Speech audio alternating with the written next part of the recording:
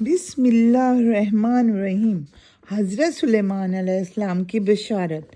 حضرت سلیمان علیہ السلام کے مقدس صحیفہ غزل الغزلات کے باب 5 کے درس نمبر 12 میں حضرت محمد صلی اللہ علیہ وسلم کی بشارت اس طرح دی گئی ہے کہ میں محمدی ہوں اور خود بھی آنے والے پیغمبر صلی اللہ علیہ وسلم پر ایمان لایا ہوں۔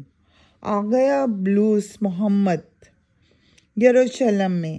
آگے چل کے محمد صلی اللہ علیہ وسلم کی نشانی اس طرح بیان کی گئی ہے کہ ان کا رخ انور نورانی، گندمی، ہزاروں میں سردار، ان کا سر مبارک ہیرے کی طرح کا سا چمکدار، ان کی زلفیں سیاہ کالی، ان کا چہرہ سورج کی طرح روشن، سر و قد، آواز نہایت پرسوز، اور بالکل محمد صلی اللہ علیہ وسلم تعریف کیا گیا ہے۔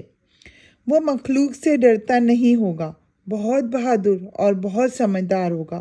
اس کا نام محمد ہوگا۔ محمد اس طرح عبادت نہیں کرے گا جس طرح اس کے قبیلے کے لوگ کرتے ہیں، بلکہ وہ اپنے قبیلے والوں سے کہے گا کہ مجھے اس قادر ذات کی طرف سے جو واحد ہے اور کوئی اس کا شریک نہیں رکھتا یہ حکم ہے کہ اس قسم کی عبادت مت کیا کرو، اور میں ایک اللہ کے علاوہ کسی اور کی عبادت کرنے والا نہیں۔ اور اس کی تبلیغ کی وجہ سے اس کی قوم کے لوگ اس سے الگ ہو جائیں گے۔